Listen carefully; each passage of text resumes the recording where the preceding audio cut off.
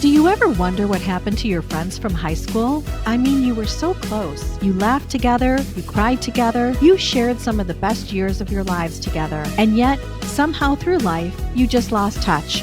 Now it's time to relive those moments once again. Introducing the podcast that takes you back in time to the place where it all began. This is Class Reunion. We're bringing you all the gossip, secrets, and scandals from your high school days that you won't want to miss. Join us as we catch up with old classmates and dive into the wildest stories from our high school days. From those legendary parties to the infamous cliques, we're spilling all the tea on who's who and what really went down. So grab a seat, turn your volume up, and get ready for a trip down memory lane. Class Reunion, the podcast that reunites us all. Hello, everybody. Welcome back to another episode of Class Reunion. Today, we have a very special guest who I've been wanting to talk to for quite some time, and I'll share why, so stay tuned. But I do have my friend and classmate, Jennifer Berkemeyer, joining us today. So thank you, Jennifer, for being on. Oh, you're welcome. Thank you so much for having me. This is fun. Yes, we're going to have a good time. One thing I wanted to ask you is, can you run through like elementary and junior high? Because where was all that? So I was born in Michigan, in Midland, but we actually moved around quite a bit, and I didn't settle here. We did not move here until 7th grade. So I started at West Maple Middle School, which is now an elementary, West Maple Elementary. So that's where I started in 7th grade. So I was not here for elementary. Okay, that's what I thought. Yeah. And then you caught right back up. So I met you at Groves, and interesting thing that I wasn't sure. Have you been in the yearbook in a while? No, I really haven't. So I was just trying to see, I like to just verify what everybody was involved with, to jog my memory. And you are listed on Amanda's page for some other activity that she did. So it's funny, there's all these pages with you and Amanda. My sister? No. Yes. And so but it's under you. And I was like, oh, that's funny. I found an error in our yearbook. Oh my gosh. Okay. Yeah. I didn't know that my sister and I had that much in common in high school. Okay. That's what I was wondering. So, but it did show you for gymnastics. So I wanted to verify if that was actually factual. Okay. Oh, yes. Yes. I was on gymnastics, and Julie Cerati and I have many fond, funny memories of being on that team together. So yes, definitely. Were you always involved in that? Because by high school, you have to be really good. I mean, I remember going to see a couple practices in the gym when I'd be walking by, but it scared the crap out of me. Actually, I'm going to correct you. You did not have to be really good, because none of us were really good on that team. None of us. We were kind of like the bad news bears a little bit. I mean, not the drinking and the smoking part, but like just the bad part. And no disrespect to a couple of the teammates who were really good. Yes, I did gymnastics. I had loved gymnastics ever since I was a little girl, and did gymnastics like in one way or another, really on the team. And then even after high school, I took a class at Michigan State University and got like a half a credit or a credit for gymnastics at MSU. And then after college, I even taught it to little kids with a company that went around to different daycares and stuff and taught fun little it was really cute. So, and then after a while, you have no place doing gymnastics in your 20s, and it just started like my back. My back couldn't take it anymore. So unfortunately I had to stop, but I still love to watch it. And, but yeah, our poor team, we had like 2 good people on it, and everybody else was just like, I don't know. I would get so disoriented. I could never do what you did. Like, I could barely stand upright, let alone tumbling and then find my way back to the mat. So everyone has a different feeling about high school. So do you have anything that sticks out, good or bad, about something that really, changed the course of your thinking, or that, really, when you think back in high school, it's the first memory you have? I feel like, to be honest, I was still kind of finding my way in high school. I had some great friends, but I feel like I was a little lost, and maybe other people would say, oh yeah, for sure. But looking back, I feel like some people were so super confident, and here I was just kind of wandering around trying to find my way. And I don't feel like I gained that like personal confidence until college for whatever reason. I think everybody develops that at a different stage. For me, it was kind of like in college, but met some amazing people. Like I already mentioned, Julie and Debbie Dubensky and I, she was my bestie, and Carla Walker, who's Carla Walker Goodhart now. She and I were also great friends, just being kind of wide-eyed about everything. I do have a great memory of Mr. Buck's court cases class. Like if people ask me, I don't know if anybody, I think that was like an elective maybe. And so not everybody got to take it or something, but it was, and then especially when people started hearing about how amazing it was, people really wanted to take that. But that's one of my great memories. I liked English too. Mr. Wilson, people have commented on his really unique teaching style.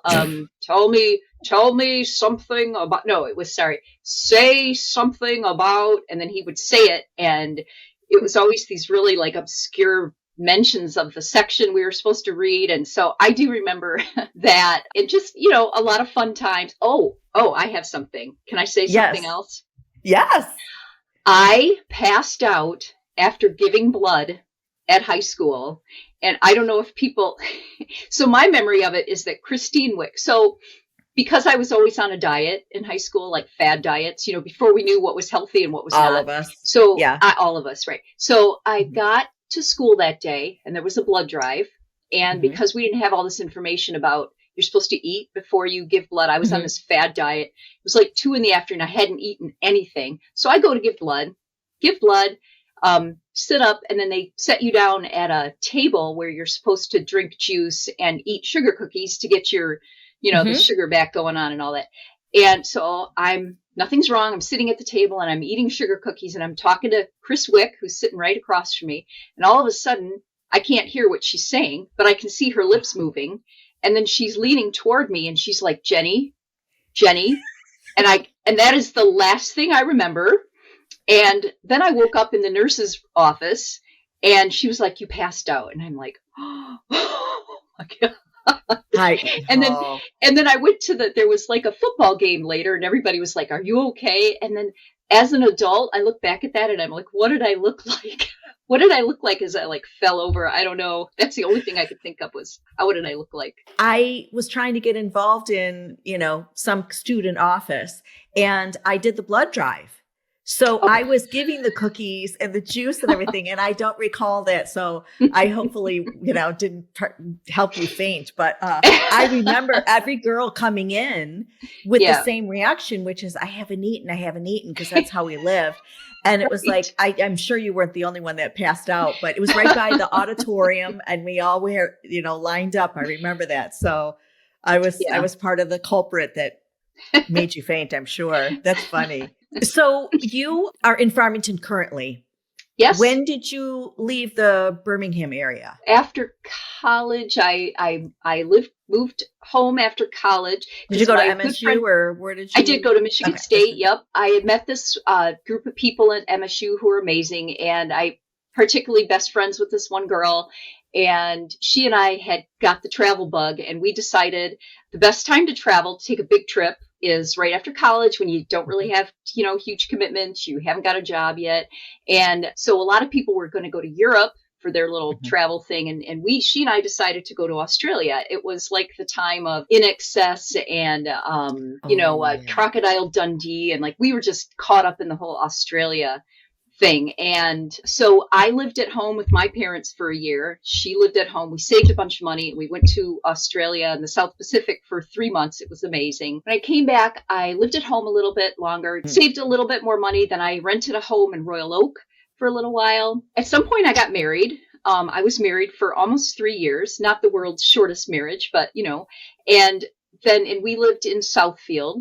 After that, I lived in Redford for a little while. And then I bought a home in Farmington Hills 23 years ago. And that's where I've been for 23 years. So amazing. And you mentioned Redford. I know this is going to sound really silly, but I know you'll understand. So I lived in Dearborn when I got married. Okay. And I remember thinking, like, not where am I? Obviously knew where Dearborn was, but it's just so funny where you're just in your little radius in your bubble. And then when I moved to Troy, if you had told me I was going to live in Troy, I mean, back in the day when we were at Groves High School, crossing Big Beaver, doing any of that or like going that direction just seemed so far away. Absolutely. And now you're like, there. You live in Shelby Township. Yeah. You live. It's just Right. amazing how the world opened it up. But Definitely. I don't know if you felt that way when you were in Redford, but once I, went further away, it was like, gosh, I'm in such a different area. Yeah. Yeah. Okay. So I want to get to something we have in common and why I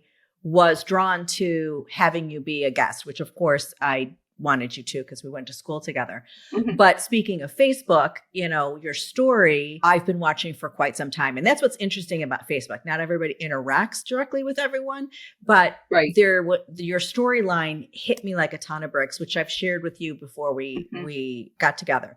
But for those of you that don't know my story, around the same time that Jennifer went through her adoption story, which she's going to share here, I was doing the very same thing. So I had a son already through my divorce, my first marriage, and always wanted to have more children, but did not want to go back down that aisle again. Like you've had your engagement that you've canceled. I've done that before. And, but I always knew I wanted to be a mother with a larger family. Like that was my story of being a mom wasn't quite over yet.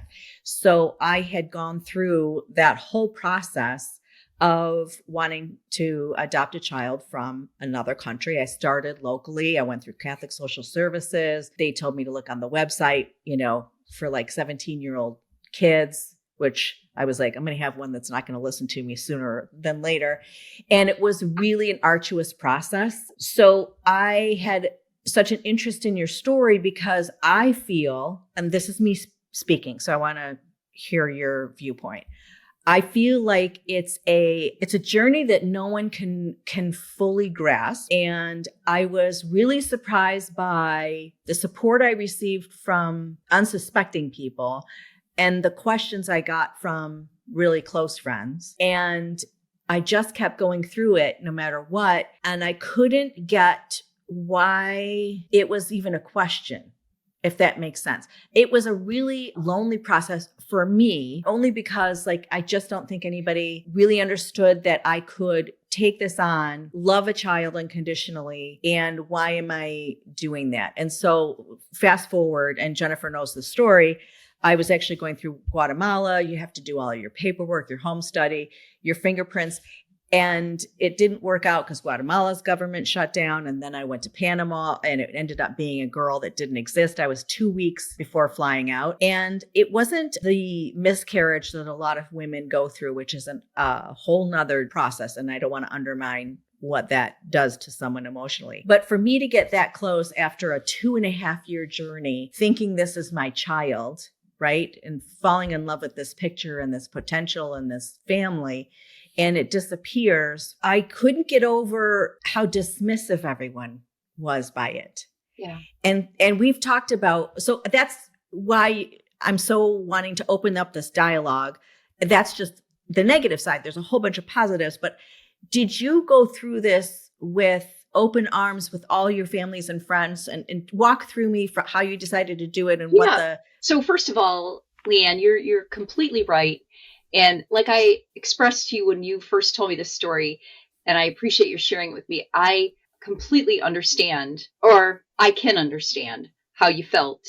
It's incredibly personal. People are going to have different experiences, no matter, everybody's going to have a different experience. But I will say you are right in that it's deeply personal. It becomes something so intense that only the person going through it can understand it. Right. And people just don't understand. And I don't mean that in a oh, you wouldn't understand kind of way, but I'm just being, honest in that what's in a woman's heart, you could sit there and talk about it for 3-4 hours, for as long as you want. And even sometimes the most well-meaning people, they just cannot understand the intensity that's taking place there. And a lot of people say when they first saw the photo, and I will say that was probably one of the most pivotal moments of my entire life. I got my first photo maybe 8 months after I started the process, and which is actually fast for people listening. That's very quick. And I will never forget that, seeing the email, the subject line. I don't remember the subject line, but it was, what do you think? Or something like that. I don't remember, but I knew what it was because I had been told to expect it pretty soon. And I remember where I was sitting, I had my laptop in my lap and I took a deep breath and I clicked on the picture and I didn't even hesitate. And I wrote right back and I said, yes, of course, she's beautiful. And so some people say like that is the time when they become yours. And for me, like, so I adopted from Haiti. For a lot of people know that, some people don't. Before you get that picture, you're not limited to that picture. Your mind is everywhere. Now I had specified a girl, so I knew it's going to be a girl. So what is she going to look like? How old is she going to be? What is she going to be wearing? What's her personality? I mean, there's all of these different things. And so honestly, I had made space for a little girl in my heart, even before I saw, the image. And then you get the picture.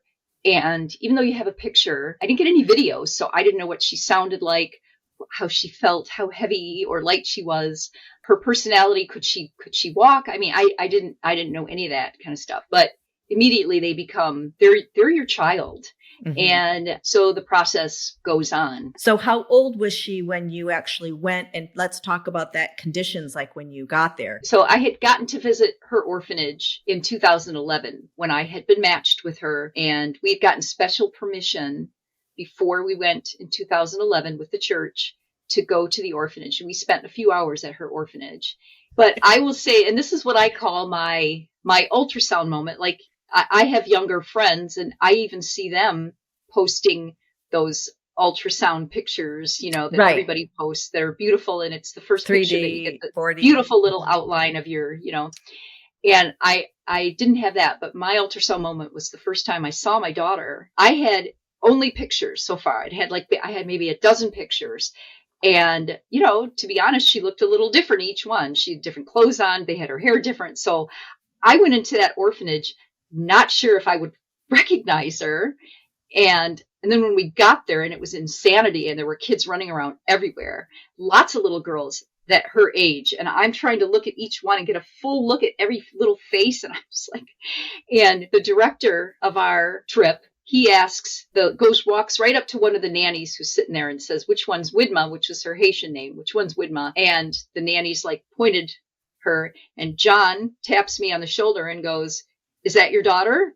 And I turned around and there she is in the middle of the room, just standing there, looking around like this, completely bewildered at all the craziness that's happening. And I took one look at her and I was like, that's her. And that was the first time I saw her. I knew in a heartbeat it was her. And I bent down kind of with tears in my eyes and picked her up, and she started bawling, crying. I was like, oh, no, that's not how this is supposed to go. But anyway, so that was my moment. And which is true parenting, by the way, right? Right, exactly. Yeah. Nothing goes how it's supposed to, right? It's not yet. Nothing is storybook. But God, yeah, so tears in my eyes. We got to spend the next few hours together. I did get her to stop crying. And just when she got used to me and was kind of like hugging me, and she was like, so she would have been like 2 at the time. Maybe 2.5. Because I took her upstairs, and up to that point, she'd not been allowed to go upstairs. They had like a baby gate across. I took her upstairs and I was carrying her. And at that point she was pointing out where she wanted to go, So here she was pointing to that. She wanted to look out the windows. She pointed to the windows, and I was showing her the windows. And then she wanted to read a book. And so I think the book was in English. She didn't understand a word I said because, different language. But, and then right when she was starting to feel comfortable with me and had accepted me, it was like we had to go. And so that was like, but I knew it. Thank goodness I had prepared myself for that, because, people were asking me before we walked in, they were like, how are you even going to be able to leave? And I'm like, look, I got this. I know the process. I'm going to follow it, and I know where the ending is going to. Yeah. Yes, yeah. I'm prepared. Like, it's a preparation in your heart. I knew it wasn't going to be. I wasn't going to be leaving with her. I knew I was going to get to meet her and then have to leave. I do want to pause because I think you've set up what Haiti is like with the children, and it's prompted you. 2 things you did is you've embrace the culture your daughters come from in a beautiful way, which is wonderful. And then it became, life with a purpose for you after the adoption. You could have come home, assimilated into everyday life, and that was that. But you really have taken on a new avenue and a challenge to support and provide safety and security for the children even today. So do you want to take a moment and run through, because I just wanted to have the story come up, and then you ended up sharing on Facebook this news article that was, and I know it's not just you, it's a whole village of people that are working towards a better cause for the children of Haiti. But what an impressive thing you've done to continue on honoring your daughter and the children of Haiti. So we'll fast forward really quick to current day and your passion project that you currently are doing. Well, thank you so much. So, yeah, I just, after my first couple of trips to Haiti, and especially the trip to the visit we made to the orphanage, and I've also been to a children's hospital in Haiti, which is just as staggering, I guess, to look at. I just came back from my trips with this nagging feeling I can do something. I'm only one person. I am not wealthy, but I know I can do something, even if I just came back with this idea that, because the issues there are so overwhelming that I knew, and that stopped me for a long time. I was like, I'm not going to make it. It's too big. I cannot make any impact there. But then I reframe that, and I tell people this a lot. I knew I could help one person. Like, I knew that for sure. I just need to find out who, how, and I'm going to do it. And so gradually, but then when I first brought her home, I was a single mom, and I was so overwhelmed. I went from being a single mom to like a parent overnight to a beautiful 4-year-old girl. So my life was a whirlwind, and I had to put that aside for a little while. But a few years later, I started thinking about that again, and I got in touch with one of our translators from my trips to Haiti. He helped me locate a shelter for boys in Haiti, who formerly unhoused, or children with no family support in Haiti. I had read about it. I wanted to reach out to them and help. They were in a desperate situation. He helped me get in touch with the director there. We supported. So then I thought, well, I can't do this on my own. I reached out to some of my really good, friends who I knew would be amazing on a board of directors. I got this group of people together, started my own organization. I call it Avek Ou, which is Haitian Creole for with you. That is the really, really basic message of our entire organization, is that we are supporting and we are with them. So it's had one other iteration where we supported this shelter for boys in Haiti. That shelter no longer exists due to the unrest in the country right now, and the fact that the government has stopped supporting it. So we started our own home, and I took the advice of my directors in Haiti. I trust them implicitly. They know their country. I do not. I've only been there a few times. So I trust their feedback. I trust their advice. And they said they wanted to start their own home. So that's what I do. I have 6 amazing, amazing board members, all women. That's not how I started it out. And hey, any guys out there want to get involved? You are welcome. That's right.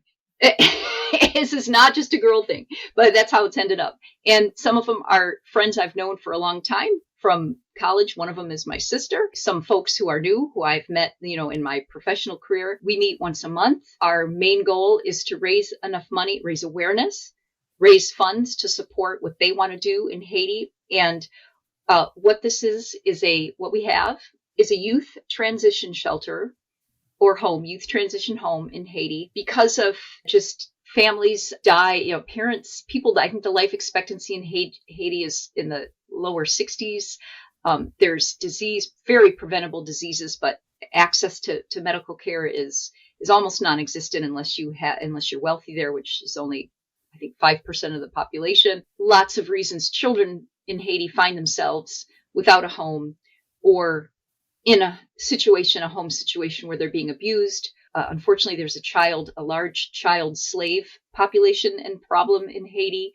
So a lot of times kids end up leaving their situation and trying to live in the streets. And I'm talking mainly about the capital of Port-au-Prince, where it's crowded, congested and dangerous, even in the best of situations, and especially now if you keep up with the news on Haiti. So the government, our directors at our home, work directly with the Haitian Social Services to identify the most at risk, and they bring these kids to our home.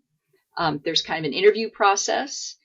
We make sure the kids are ready to be in a home, and then they share a room, they get food, access to education, they get clothes, toiletries, they get something they haven't had in a very long time, which is safety and a feeling of security. They get access to a mental health counselor. They get occasional like art, other life skills, entrepreneurial. We taught them how to make soap once. We've had artists come in. We've had people come in and teach them dance lessons. They do scout talks where they just talk about, life skills and how to be a professional in the professional world. And we provide trade school opportunities to the older kids, like 15, 16, 17. They can go to trade school. Learning how to sew in Haiti will at least get you a chance at a job in one of the garment factories. We've sent kids to sewing school. We've sent kids to backhoe school. So learning a construction skill will also get you a really good chance at a job there. Tiling is another thing that's important there. Windows, like putting windows in. So, and then the younger kids, they go to just like a K to 12 school. And you had mentioned like some of these kids, previously to you trying to pull this building together, were sleeping in the kitchen of some of these buildings. Oh, yeah. So when we were supporting the shelter for boys, for 150 boys, I read a news article about the conditions there and I was horrified. And then when my friend in Haiti met the director, he sent me some pictures that he took. He took a tour of that, and the mattresses were long gone, and they just had the metal frames. And so they were essentially hanging the metal frames of the beds had become like places for them to hang their clothes after they washed them. So that's where they hung their clothes, and they were just literally sleeping on the concrete floors anywhere they could find room in this building that at one time was very nice, but that was in the 60s and the 70s. Their kitchen hadn't functioned. The stove stopped working a long time ago. So they were building fires in the courtyard anytime they wanted to cook anything. They were fortunate to get 1 or 2 meals a day. It was just like the toilets had stopped working a long time ago. No money to get them fixed. So they had like removed the plumbing and just using the holes in the ground. I mean, I could go on and and this is where, I just think what you're doing is wonderful, so necessary, life-saving, all of those good things, combining it with help and resources for education and skills. Yeah. And I think that you may be a mother of one in the United States, but you're the mother of many in Haiti, right? That's really sweet. Thank you so much. And I should say the goal of every of one of our children there is to place them back with family in Haiti. Haiti's actually going through a social movement right now where they want to kind of get away from orphanages as the solution to their large, orphan, like the children that don't have families there, move away from adopting them outside of the country, but rather use transition shelters like ours to help kids heal. And all of that time, as they're going through that process of healing and putting the trauma behind them, Haitian Social Services is looking for family members, because often in Haiti, there's a family member who can step up and say, I'll take that child. I'd be happy to take that child. It could be a sister, a grandma, a whatever. And if they can't locate actual biological family, they will find a foster family. And so we've had a couple of successful transitions. I don't know if you're aware. We could probably go on about this adoption journey for quite a while. One of the things I don't want people to miss hearing you say and what you're doing is, and I mentioned it, I think, a little bit on the phone, but I don't know that we went in a deep dive. Sometimes in TikTok, I can go down a path of a subject, and there are a lot of children who were from adoption who have a conflict on what it means to be adopted. And it's stopped me in my tracks because, of course, I'm thinking I'm doing the right thing and I, want to expand my family. And I'm now very conscious, whether I agree or not, it's another voice, right? Of the other side. And we're going to, explore that even with your daughter. So I don't want the message of what you're doing to get lost, that what you're doing is not to create this environment that's better for these children to be shipped off to the United States. You're wanting to assimilate them within their own country, which is the first frame of thought. And if that can't be, obviously adoption is a beautiful outcome, but you are doing something so incredible to make that transition back to a family member.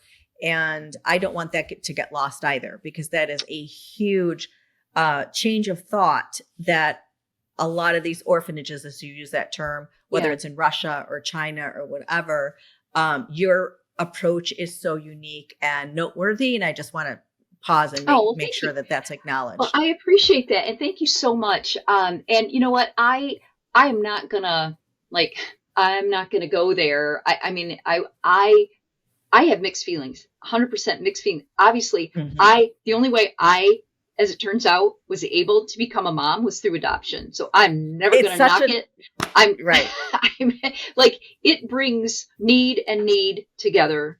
Correct. And it's, of course, it is not, this is not the path that many of us choose. If you'd told me 20 plus years ago that I was going to be single and have a daughter from Haiti, I'd be like, nope. I'm going to be married and I'm going to have a couple kids and, Right. So it's not it, but it does help a lot of people on both sides. It helps a lot of people. And fortunately, I haven't had a lot of, there's so many I think in any subject, if you dig into it, there's a lot of negativity, even in things that seem awesome. But if you go just below the surface, there's a lot of criticism directed at, let's say, folks like me, bringing, I'm not a suitable mom for a child of color. Like I've had that thrown at me a little bit. But for the most part, 99% has been completely supportive, amazing support from everybody, everybody I come into contact with. So I'm not going to, but there is a lot of, it's a complicated issue. It's complex. It is. And so we look at it as it's what Haiti prefers now. It is what they would like to do. They see their children as their future. Like there's even songs that have been written with that title, I think. Anyway, but it's true. And so what they see is these beautiful children getting adopted to not only just the United States, France, everywhere. And so there's this movement. They are saying, hey, why are we doing this? Why can't we try and keep some of these amazing little, bits of our future here? And so that's the movement. But you're right. It's a very complicated issue with strong feelings on both sides. So there was a moment in my life when I looked into that abyss and I got out. I'm like, I don't want to know what people are saying and what they think, because it's just really about me and my daughter. Hi, this is Jennifer Berkemeyer, founder of the nonprofit organization Avek Ou, which means with you in Haitian Creole. Today, I'm going to share my story of how and why I started a nonprofit that supports critically vulnerable children in Port-au-Prince, Haiti. I've loved and been fascinated with Haiti ever since college so many years ago. I've made 3 trips to Haiti and, as a single parent, adopted a beautiful 4-year-old girl from Haiti who's now 14 and the light of my life. She's also the inspiration for my nonprofit that focuses on at-risk kids in Haiti. Imagine being in a distant country, surrounded by incredible need and witnessing impossible human challenges. What if you knew that with a bit of effort and support, you could change the direction of a life, or 2 lives, or a family, or even a community? Every man, woman, and child around this world deserves a chance at success and to live proudly and with dignity.